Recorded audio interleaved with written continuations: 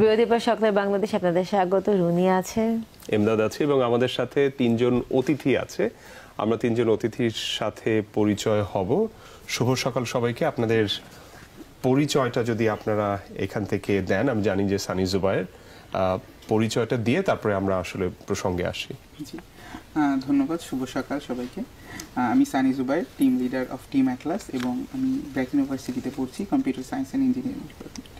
শুভ সকাল, আমি মাহতাব নেওয়াজ, আমি নর্থ সাউথ ইউনিভার্সিটিতে কম্পিউটার সায়েন্সে পড়াশোনা করছি, টিম অ্যাটলাসের টিম ম্যানেজমেন্ট হিসেবে আছি।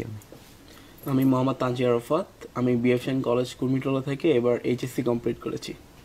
অসাধারণ, মানে একেবারে প্রপার ইয়াং, যেটাকে বলে আর কি, ইয়াং রাইজিং স্টার।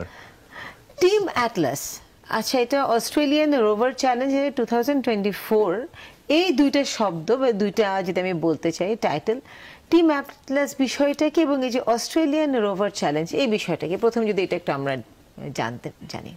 আচ্ছা, তো আমি টিম অ্যাটলাস থেকে শুরু করি, যেহেতু এটা আছে। তো টিম অ্যাটলাস হলো বাংলাদেশের একটা রোবোটিক্স টিম, যারা 2016 সাল থেকে কাজ করছে বাংলাদেশের ইয়ুথ ডেভেলপমেন্টের জন্য, যারা কিনা রোবোটিক্স এবং টেকনোলজি নিয়ে যারা বেড়ে উঠতে চায় তাদেরকে হাতে খড়ি দেয়ানো এবং তাদেরকে আরও বর্ধিত করা তাদের পথ চলাকে। তো 2016 সাল থেকে এটা স্কুল পড়ুয়া কয়েকজন ছাত্রদের হাত ধরেই আসলে রোবোটিক্স টিমটা যাত্রা শুরু করে। এবং এখন টিমের নেতৃত্ব কি সানির হাতে ছিল? জি, আমি প্রথম আর কি এটার উদ্যোগটা নেই, যে আমাদের চারপাশে দেখতাম যে অনেকেই আসলে রোবোটিক্স নিয়ে কাজ করতে চায়, মানে টেকনোলজি নিয়ে কাজ করতে চায়, হয়তো বোঝে না, পুরো বিষয়টা জানে না, বা জানলে তারা আরও ভালো কিছু করতে পারে। তো ওইখান থেকেই আসলে উদ্যোগটা নেয়া। তো এখন বর্তমানে বাংলাদেশের সকল বিভাগ থেকে আমাদের প্রায় 2 শতাধিক মেম্বার আছে, যারা বিভিন্ন ডিপার্টমেন্টে কাজ করছে। এবং সাথে সাথে আমরা নারায়ণগঞ্জ এবং কক্সবাজারে আমাদের পাইলটিং প্রজেক্ট এবং ল্যাব প্রতিষ্ঠা করেছি, সেখানেও আমাদের কাজগুলো চলছে। তো টিম অ্যাটলাস মূলত আমাদের রোবোটিক্স, অ্যাপ্লাইড ফিজিক্স এবং অ্যাস্ট্রোনমি নিয়ে কাজ করে। তো এইগুলো নিয়ে কাজ করার পাশাপাশি আমাদের 2021 সালে মাননীয় প্রধানমন্ত্রীর পক্ষ থেকে ডিজিটাল বাংলাদেশ অ্যাওয়ার্ড এবং 2023 সালে জয় বাংলা ইয়ুথ অ্যাওয়ার্ড আমরা মনোনীত হই। এবং আমরা এই টিম অ্যাটলাস এখন আমাদের যতগুলো শাখা আছে সেগুলোতে সব ইয়াং, এখানে যেমন স্কুলের স্টুডেন্টরা আছে, ভার্সিটির স্টুডেন্টরা আছে, কলেজের স্টুডেন্টরা আছে, একইভাবে যারা কর্পোরেট লাইফে আছে তারাও তাদের জায়গা থেকে, ইন্টারেস্টের জায়গা থেকে আমাদের সাথে আছে। বেশ ভালো লেভেলের একটা অ্যামাউন্ট। মানে তার মানে হচ্ছে টিম অ্যাটলাসটা কোনো একটা যে কোনো প্রতিষ্ঠানে, শিক্ষা প্রতিষ্ঠানের আওতায় না, এটা পুরোপুরি আলাদা একটা এন্টিটি। এবং বাংলাদেশের বিভিন্ন শিক্ষা প্রতিষ্ঠানের ছাত্র ছাত্রীও কি আছে এখানে? জি, সবাই মিলিয়ে আসলে তাহলে এই টিম অ্যাটলাসের সদস্য কিভাবে হওয়া যায় সেটা শুনে তারপর আমরা আমাদের রোভার চ্যালেঞ্জে যাব। ওকে। তো আমরা আসলে যে আমাদের মূল লক্ষ্যটা ছিল, আমি এক সময় দেখলাম কি কোন স্কুলের একটা ভালো স্টুডেন্ট অনেক ভালো কাজ করতে পারছে, বা কোনো ভার্সিটির একটা স্টুডেন্ট খুব ভালো কাজ করছে, কিন্তু ভার্সিটি এবং ইউনিভার্সিটি বা কলেজের ব্যারিয়ারের কারণে তারা একসাথে হতে পারছে না। সো একসাথে দেখা যাচ্ছে তারা যদি হতে পারে 3-4 জন, তারা ভালো কিছু আউটকাম দিতে পারে। সো এইখান থেকেই আসলে স্বতন্ত্র এই টিমটা এইভাবে করে চলা শুরু করে। এখন 24টা ইউনিভার্সিটি থেকে আমাদের স্টুডেন্ট আছে, এবং আমাদের টিমের ফিমেল সেকশন আছে কোড ব্ল্যাক, যেটা বাংলাদেশের প্রথম নারী রোবোটিক্স দল। তারা কিছুদিনের মধ্যেই জাকার্তাতে যাচ্ছে আন্তর্জাতিক রোবোটিক্স চ্যাম্পিয়নশিপে, বাংলাদেশের প্রথম নারী নেতৃত্বাধীন একটা টিম, যেটা আসলে টিম অ্যাটলাসের হাত ধরেই কোড ব্ল্যাকের মানে যাত্রাটা শুরু হয় আন্তর্জাতিক নারী দিবসে। আমরা মূলত এটা যাত্রা শুরু। কোড ব্ল্যাকটা কি টিম অ্যাটলাসের একটা অংশ নাকি তারা আলাদা আপনারা সাপোর্ট করেছেন? আমরা এটাকে সাপোর্ট করছি, এটা একটা আলাদা বাংলাদেশের ফার্স্ট ফিমেল রোবোটিক্স টিম এটা। অসাধারণ। এবং এটাতে নেতৃত্বাধীন থেকে শুরু করে অ্যাডভাইজার থেকে শুরু করে সবাই ফিমেল মেম্বার, এবং মেকানিক্যাল কাজে ফিমেলরা কাজ করছে, সেখানে টেকনিক্যাল কাজে ফিমেলরা কাজ করছে, আর্কিটেকচার কাজে ফিমেলরা কাজ করছে। খুব সহজে আমরা তাদেরকেও আসলে এখানে অতিথি হিসেবে পেতে যাচ্ছি। এবং কোড ব্ল্যাকের জন্য আমাদের শুভকামনা জানিয়ে রাখতে চাই আগেই যারা করছে। সানিকে আমরা এর আগেও ইন্টারভিউ করেছি, Sunny, team Atlas. So code black একটা নতুন কি বলা যেতে পারে, একটা নতুন ভেঞ্চার, তাদের জন্য অনেক শুভকামনা রইল। জাকার্তাতে যেখানে যাচ্ছে আমরা চাই তারা ভালো করুক। এবার আপনাদের যে প্রোগ্রামটা হলো অস্ট্রেলিয়াতে, এইটার ব্যাপারে আমাদের সাথে একটু পরিচয় করিয়ে দেন। কি হলো, কিভাবে হলো, ওখানকার রেজাল্ট? আচ্ছা, অস্ট্রেলিয়ান রোভার চ্যালেঞ্জ 2024 এটা mainly NASA, Boeing and Australian space agency তিনটার অর্গানাইজিংয়ের এটা প্রতি বছর হয়ে থাকে। অ্যান্ড বাংলাদেশ থেকে এই প্রথমবার মতো আমরা এটাতে পার্টিসিপেট করার সুযোগ পেয়েছি। দুইটা সিলেকশন ক্রাইটেরিয়ার মাধ্যমে আমরা ফার্স্টে এটা হচ্ছে critical design review and system acceptance review, এই দুইটা ক্রাইটেরিয়ার মাধ্যমে আমরা সেটাতে পার্টিসিপেট করার সুযোগ অর্জন করেছিলাম। তারপর আমরা যখন এটাতে ফাইনালিস্ট হিসেবে টপ 14 টিমকে তারা ইনভাইট করেছে সারা পৃথিবী থেকে গ্লোবালি টপ 14 টিমকে তারা ইনভাইট করেছে তাদের 4 দিনের যে কম্পিটিশনটা হয়ে থাকে সেই কম্পিটিশনে পার্টিসিপেট করার জন্য। তো আমরা সেখানে গিয়ে আমাদের ডে 1, ডে 2, ডে 3, ডে 4 4 দিনে আমরা 4 রকমের টাস্ক থাকে, সেই টাস্ক অনুযায়ী তারা জাজিং করে আমাদেরকে রেজাল্টটা দেয়। সেই রেজাল্টে আমরা টিম টপ 10-এর মধ্যে আমরা টপ 9 মানে 9th পজিশন অর্জন করি এই অস্ট্রেলিয়ান রোভার চ্যালেঞ্জে। এটা মেইনলি লুনার প্রজেক্ট যেগুলো হয়ে থাকে নাসার, সেই লুনার প্রজেক্টে যেগুলা ফেজে তারা ব্যারিয়ার ফেস করে, তারপর ক্রিটিক্যাল ব্যারিয়ার ফেস করে, সেখানে আর কি তারা এসব কম্পিটিশন দিয়ে তারা যেগুলোর মধ্যে এসব সলিউশন বের করতে পারে তারা সেরকম কম্পিটিশন করে তারা ওখান থেকে সলিউশনটা গ্র্যাব করে। সো এই মেইনলি এই কম্পিটিশনে আমরা পার্টিসিপেট করি। আর এশিয়ান সাবকন্টিনেন্ট থেকে আমরা ফর দ্য ফার্স্ট টাইম এই টপ 9 মানে আমরা 9th পজিশন অর্জন করি। মানে এর আগে কখনো আমাদের সাবকন্টিনেন্ট থেকে কেউ যায় নাই। এইটা মানে আমি একটু অ্যাড করি, এইটা হলো অস্ট্রেলিয়ান রোভার চ্যালেঞ্জ যেটা হয় এই প্রথম আমাদের এই সাবকন্টিনেন্ট থেকে একটা টিম ফাইনালের জন্য মনোনীত হলো। যেমন বাংলাদেশ থেকেও একাধিক টিম ছিল, ইন্ডিয়া থেকে IITর মতো টিম ছিল, ইউনিভার্সিটি অফ দিল্লি ছিল। সো এগুলোকে সবগুলোর মাঝে একমাত্র মানে আমাদের টিমটাই ফাইনালে যাওয়ার জন্য সুযোগ পায় এবং সেখানে প্রায় 4 দিনের একটা হিউজ লেভেলের এবং মজার বিষয় হলো এই কন্টেস্টে সব থেকে আলোচনায় ছিলাম আমরা, কারণ এখানে যে 10টা টিম তার মধ্যে 9টা টিমই প্রায় 5 থেকে 6 বার পার্টিসিপেট করছে। একমাত্র আমরাই সেই টিম যারা প্রথমবার সেখানে গিয়েছি এবং আমরা আমাদের সাধারণত আমাদের এই রোভারটা যেটা হয় যে সবাই শুধু টেকনিক্যাল সাইডে খেয়াল করে, আমরা এটার লাইট ওয়েট অ্যান্ড গ্র্যাবিং হুইলের মেকানিজম মানে আমরা চেষ্টা করেছি এটা হুইল থেকেও পাওয়ার জেনারেট করতে, হুইলের রোটেশন থেকেও পাওয়ার জেনারেট করতে। তো এই জায়গাগুলো আসলে সবাইকে বেশ আমরাই সব থেকে বেশি আলোচনায় ছিলাম পুরো কন্টেস্ট জুড়ে। তো এটা আমাদের জন্য একটা বড় পাওয়া। মানে আমি তানজিরের কাছে আসবো সানির কাছে একটু নিজে বোঝার জন্য। আলোচনায় থাকলাম, সব ভালো করলাম, খুবই ভালো, আমি খুব খুশি যে 9th আমরা হয়েছি। তাহলে এত অ্যাটেনশন যদি পাই কি কারণে? যে ফার্স্ট হলো সে ফার্স্ট হলো, সেকেন্ড হলো সে সেকেন্ড হলো, মানে আমাদের কোন জায়গা হলে মানে আমরা আরেকটু ভালো করতাম? আচ্ছা, এখানে মুখ্য যে বিষয়টা ছিল যেমন ফার্স্ট সেকেন্ড যারা আছে এবং এখানে আমাদের যে টাস্কগুলো থাকে এগুলো টাস্কের আবার ডিফারেন্ট ক্রাইটেরিয়া আছে। যেমন আমি একটা ছোট একটা এক্সাম্পল বলি, যেমন এখানে একটা অটোনোমাস টাস্ক থাকে যেখানে অনেক ধরনের ব্যারিয়ার, পাহাড়ের স্তূপ থাকে অ্যান্ড এভরিথিং থাকে, সেগুলোর মধ্যে থেকে ম্যাপিং করতে হয়, আমাকে ভার্চুয়ালি ম্যাপিং করতে হয় GPS রিডিং নিয়ে, দেন আমার রোভারকে ড্রাইভ করতে হয়। তো এখানে যেমন আমাদের সব থেকে বড় একটা গ্যাপ ছিল, এখানে লাইডার নামে একটা ডিভাইস ব্যবহার করা হয়, খুব এক্সপেন্সিভ একটা ডিভাইস। সো ওই জিনিসটা আমরা আসলে কানেক্ট করতে পারি নাই ফর আসলে ফাইন্যান্সিয়াল ইস্যুস জন্য আমরা এটা আসলে পারচেস করতে পারিনি। সো ওই জিনিসটা যদি আমরা পারচেস করতে পারতাম, দেখা যাচ্ছে যে একটা টাস্কই যদি অটোনোমাস টাস্কটাতে ভালো করা যায়, ইভেন একটা বিরাট সাফল্য। এটার দাম কেমন একদম আনুমানিক? এটা যদি বেসিক লেভেলে আমরা বলি, একটা ভালো লাইডার যেগুলো কিনা বিভিন্ন ফাইটার প্লেন বা আদার্স ইউজ করা হয় 3.5 থেকে 4 বা 5 লাখ টাকার মধ্যে হয়ে থাকে এরকম একটা লাইডার সেন্সর। সো ওদের রোবটের একটা বাজেট অলমোস্ট 50 থেকে 51 লক্ষ টাকা, সেখানে আমাদের বাজেট 2 লাখ টাকা বা 3 লাখ টাকা ম্যাক্স। সো আমাদের আসলে এর মধ্যে থেকে আমরা যে টপ 10-এ ফাইট করতে পারবো এটাও আমাদের জন্য অনেক ড্রিম ছিল, যে ফর দ্য ফার্স্ট টাইম একটা টিম টপ 10-এর মধ্যে ঢোকা, লিডার বোর্ডের মধ্যে ঢোকা, যেটাকে ওরা লিডার বোর্ড বলে, ওয়ার্ল্ড লিডার বোর্ড, সেটার মধ্যে ঢোকাটা বেশ টাফ ছিল। আমরা ভেবেছিলাম হয়তো আমরা পার্টিসিপেশন ইজ গুড, টপ 10 হয়তো আর ধরা হবে না, কিন্তু সেখানে ইউনিভার্সিটি অফ উইলিংটনকে আমরা পিছনে ফেলে ঢুকে গেছি, ইউনিভার্সিটি অফ মেলবোর্নকে পিছনে ফেলে ঢুকে গিয়েছি। অসাধারণ। তানজিলের কাছে যে পুরো টিমে কতজন ছিল? আমাদের টিমে হচ্ছে 9 জন ছিল এবং ডিফারেন্ট ইনস্টিটিউশন থেকে 9 জন আমাদের সাথে যুক্ত ছিল। ওকে, এবং প্রত্যেকে কি ডিফাইন টাস্ক ছিল যে আসলে কার আন্ডারে কি পড়ছে, কে কি কাজ করছে? হ্যাঁ, আমাদের প্রত্যেকের আর কি ডিফারেন্ট সেকশন তারা ছিল, কেউ মেকানিক্যাল পার্টে, কেউ হচ্ছে টেকনিক্যাল পার্টে ছিল, আবার হচ্ছে আমাদের এখানে আর্মের একটা পার্ট ছিল। তো প্রত্যেকে ডিফারেন্ট জায়গা থেকে কাজ করেছে। তানজিরের পার্ট কি ছিল? আমি হচ্ছে মেকানিক্যাল পার্টে ছিলাম আর কি। তো অ্যাসেম্বলিং এর বিষয়টা জি জি কাজটা করা হয়েছে। তো আমরা আর্মসের কথা শুনছি, আসলে এখানে যে রোভারটা যায়, প্রথমে যে জিনিসটা জানতে চাই, যখন আমরা কোথাও পার্টিসিপেট করছি তারা কি আসলে আমাদেরকে একটা গাইডলাইন বা একটা চেক লিস্ট দিয়ে দেয়, আসলে আমাদের ওখানে কি কি ধরনের টাস্ক পারফর্ম করতে হবে, সো দ্যাট আমরা আমাদের রোভারটাকে হিসেবে ডিজাইন করতে পারি, নাকি ওখানে গিয়েও আমাদেরকে কিছু ইনস্ট্যান্টলি আপগ্রেড করতে হয় বা কিছু চেঞ্জ করতে হয়? আচ্ছা, এখানে দুটো বিষয় থাকে। আচ্ছা। যেমন কিছু রুলস রেগুলেশন আগে থেকে বলা থাকে, যেমন এই কন্টেস্টে আমরা 2 ধাপে সিলেক্টেড করাই। প্রথমটা হলো কি আমাদেরকে একটা রিসার্চ পেপার দিতে হয় যে আমরা আসলে কি করছি এবং এটার আউটপুটটা কি হতে যাচ্ছে এবং ফুল ওভারভিউ। তো এটার জন্য ওরা কিছু ক্রাইটেরিয়া দিয়ে দেয়, ওই অনুযায়ী আমাদের সাবমিট করতে হয়।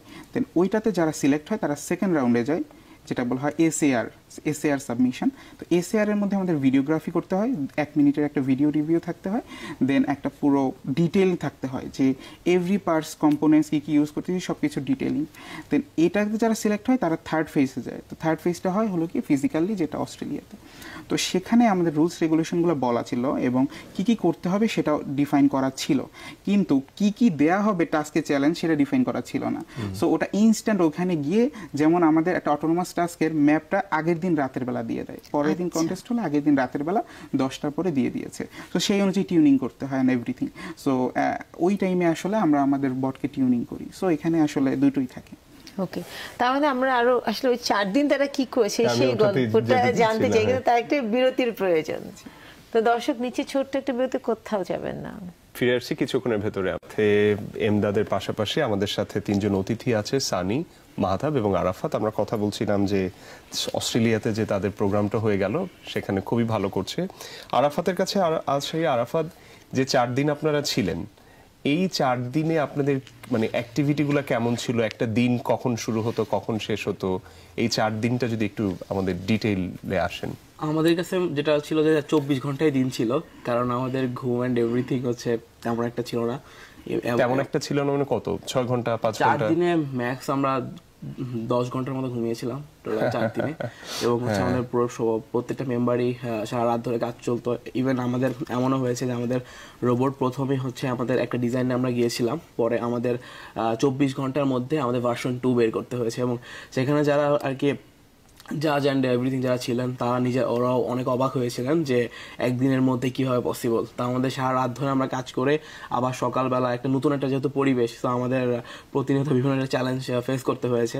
তো সেখানে গাড়ি ম্যানেজ করা, তারপর আমাদের অ্যাকোমোডেশন এভরিথিং, এই জিনিসগুলো হচ্ছে করে তারপর হচ্ছে আমাদের সেখানে যাওয়া, তারপর এর মাঝে আবার একটা সময় নির্ধারণ করে যাওয়া যে কতক্ষণ লাগতে পারে, সেই অনুযায়ী গিয়ে আবার আমাদের ওখানে কন্টেস্ট ধরা অ্যান্ড এভরিথিং।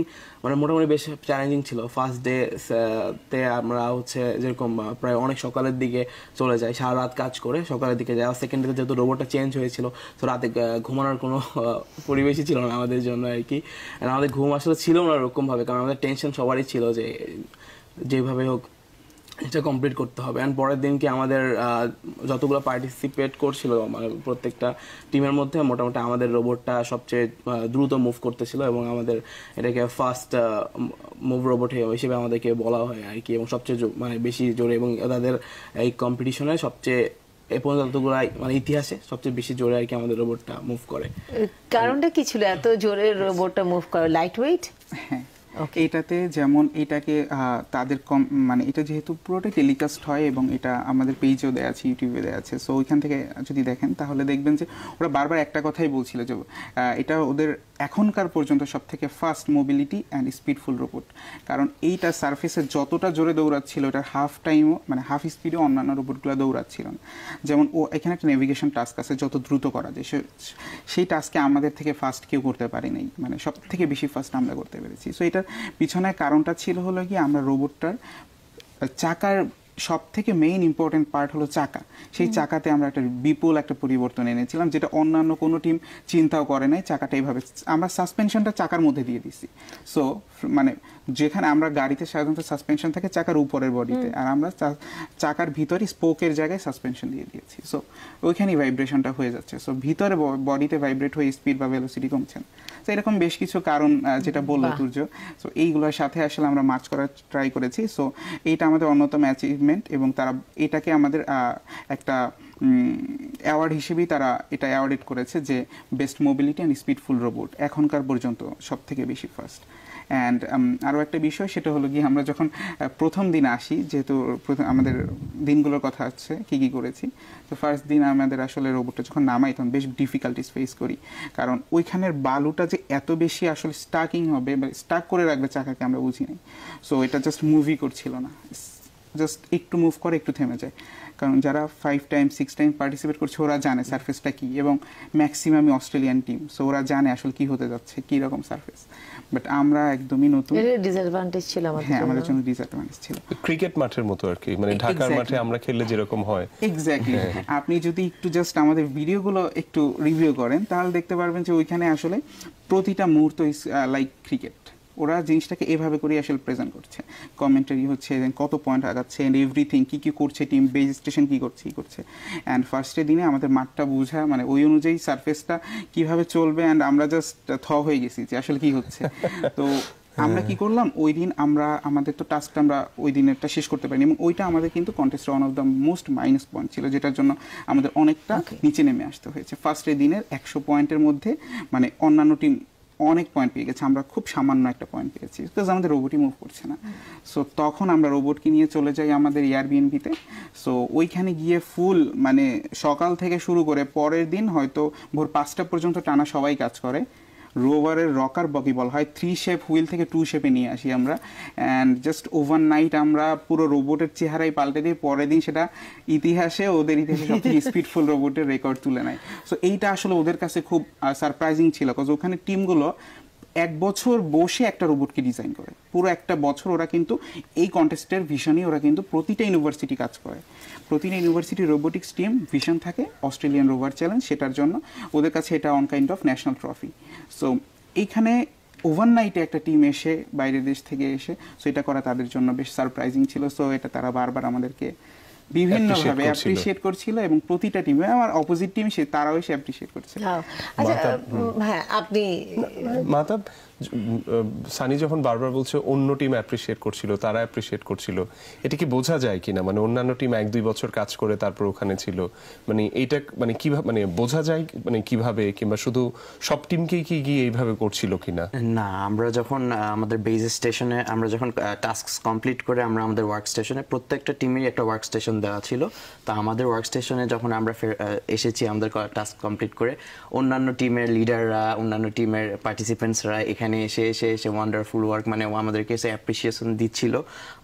আমাদেরকে মোনাশ ইউনিভার্সিটি থেকে, কিউটেক ইউনিভার্সিটি থেকে, ওখান থেকে টিম লিডাররা এসে আমাদেরকে বলছিল যে ওয়ান্ডারফুল ওয়ার্ক, কিভাবে তোমরা একদিনের মাথায় অ্যাডজাস্টমেন্টটা আনতে পারলা।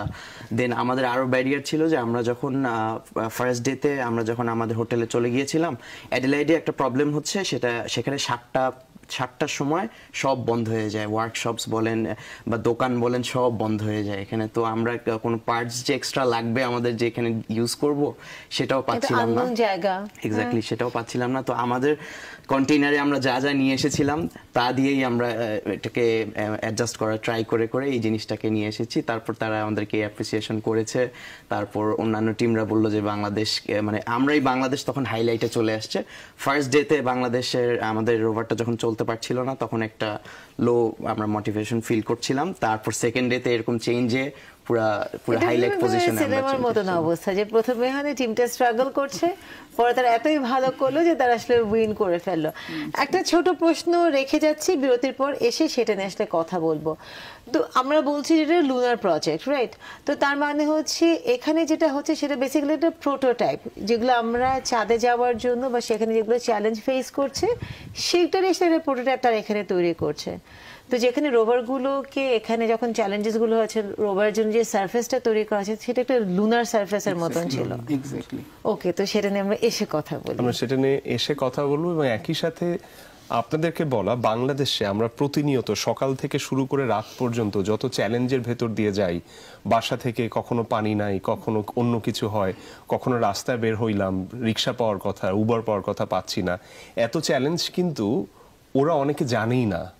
সো আমরা হয় কি, আমরা কিন্তু বাই ডিফল্ট আমরা কিন্তু মানে প্রবলেম সলভার।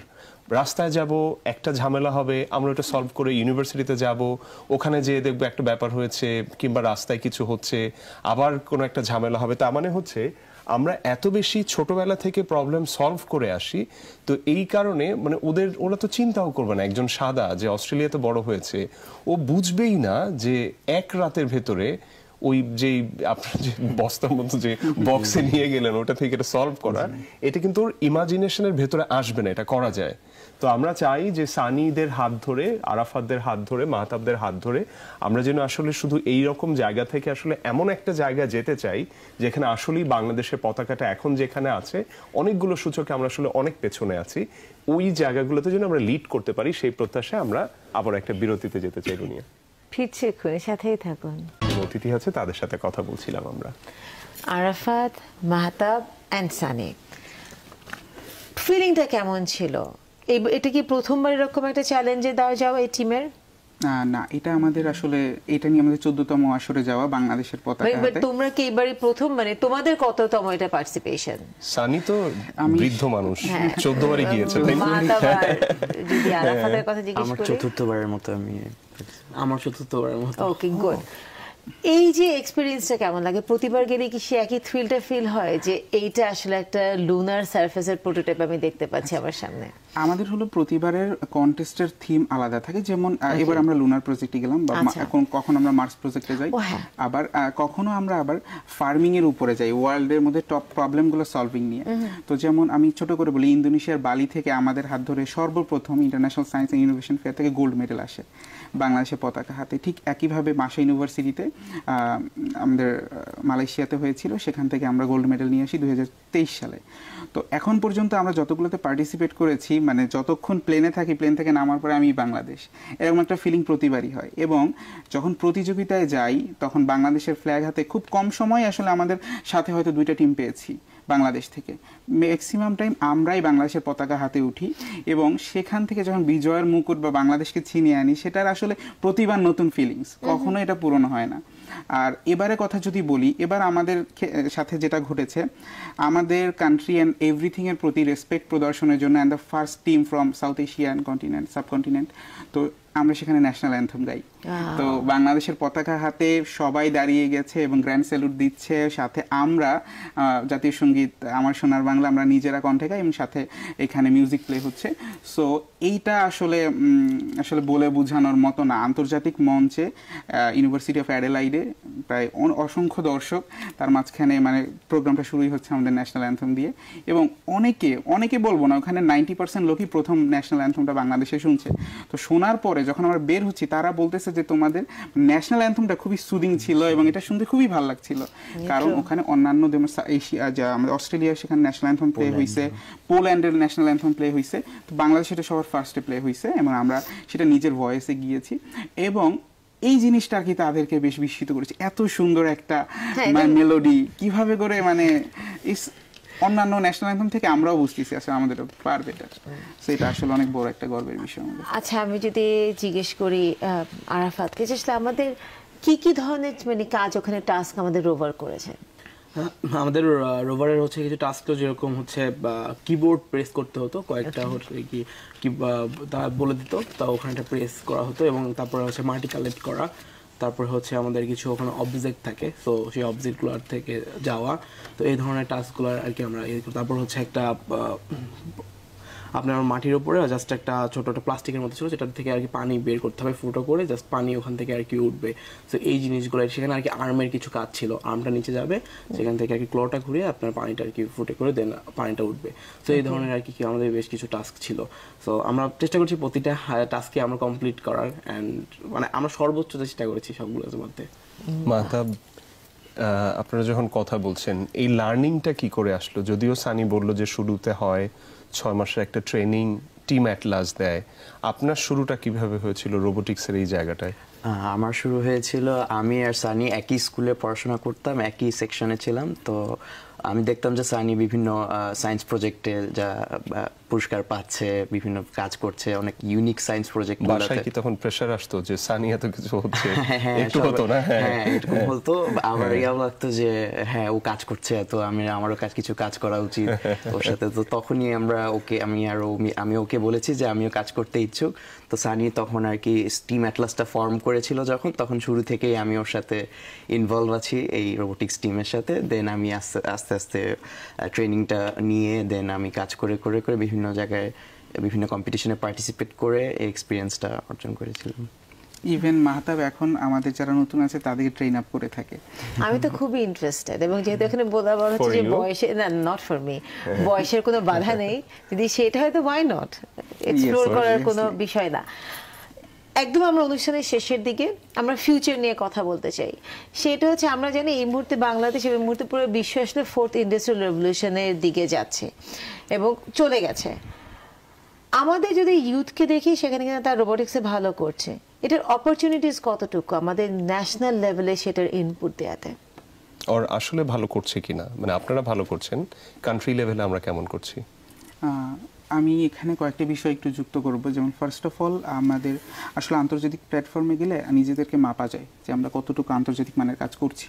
তো সেক্ষেত্রে বাংলাদেশের অনেকগুলো সংগঠন বা টিম, ভার্সিটির হতে পারে বা স্বতন্ত্র হতে পারে, তারা খুব ভালো কাজ করছে। রিসেন্টলিও বেশ কয়েকটা কাজ বেশ চমকপ্রদ, এবং এগুলো যদি জাস্ট একটু চিন্তা করা যায়, এটাকে প্রজেক্ট থেকে প্রোডাক্টে নিয়ে আসা যায়, অর্থাৎ সিম্পলি এটাকে ব্যবহারিক জীবনে প্রয়োগ করা যায়, তাহলে এটাকে হয়তো আরেকটু R&D করতে হবে বা একটু ঘষামাজা করতে হবে, বাট ইটস পারফেক্ট, এটা কাজ করার জন্য যথেষ্ট। তো এরকম টেকনোলজিগুলো আমাদের দেশে হচ্ছে এবং ভালো মানেরই কাজ হচ্ছে। হয়তো আসলে রিসার্চের মধ্যে বলা হয়ে থাকে 100% রিসার্চ হলে 99 বা 99% বাদ দিতে হবে, 1%ই আমাদের মেইন গেইন। সো সেই গেইনটা হচ্ছে, এই 99% আমাদের বাদ দিতেই হবে, বাস ওইটা না হলে 1% আসতো না। সো এই 1%-এর জন্য আমাদের আসলে আসছে এবং ওইটাকে আমাদের প্রয়োগ করতে হবে। এটা একটা বিষয়, এক্স্যাক্টলি, এটা হলো আমাদের কি হচ্ছে সেটা বিষয়। আর আমাদের দেশে কি কি পসিবিলিটি আছে সেই জায়গাটা যদি বলি, প্রত্যেকে একটা একটা করে, কারণ আমাদের হাতে একদম সময় নেই। একটা সানি, তবে একটা মাহতাব, একটা হচ্ছে আরাফাত। ওকে, ঠিক আছে। তো পসিবিলিটির দিকটা, যেমন বাংলাদেশের আমাদের গভর্নমেন্ট থেকে, ICT ডিভিশন থেকে যারা ভালো কাজ করছে তাদেরকে একটা সাপোর্ট দিচ্ছে, সো এটা বেশ ভালো। প্রত্যেকটা ভার্সিটি যেমন রোবোটিক্স ক্লাব গঠন করছে, আমরা অন্যান্য ভার্সিটিরা বিভিন্ন রোবোটিক্স ক্লাবের সাথে ইনভলভমেন্টে আসছে, তো ওই থ্রুতেও একটা হাব ক্রিয়েট হচ্ছে রোবোটিক্সের, তো সেই দিক থেকেও বাংলাদেশের একটা সুযোগ আছে। Very good. সোশ্যাল মিডিয়া, তারপরে হচ্ছে মিউচুয়াল যে কানেকশনগুলো আছে, সো এই যে জায়গাগুলো থেকেও মোটামুটি হচ্ছে অনেকের রোবোটিক্সগুলো সম্পর্কে জানতে পারছে এবং সেখানে যুক্ত হয়ে তারা তাদের নিজেদের ক্রিয়েটিভিটিগুলো ভবিষ্যতে প্রদর্শন করছে।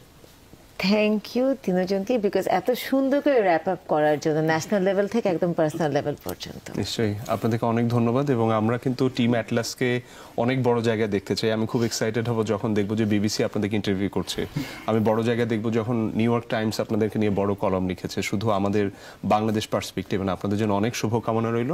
আমরা সকালের বাংলাদেশের একেবারে শেষ প্রান্তে আমরা চাই সানি, মাহতাব এবং আরাফাতদের হাত ধরে আমরা যেন আসলেই যেই জায়গাতে যেতে চাই আমরা সেখানে পৌঁছাতে পারি এবং দৃশ্যমানভাবে যেন দেখতে পারি যে আমরা কত সাল থেকে কোথায় যাচ্ছি। এরকম প্রত্যাশা সকালের বাংলাদেশের একেবারে শেষ প্রান্তে আমরা রেখে যাচ্ছি। সবাইকে শুভ সকাল। সবাইকে আবারও শুভ সকাল।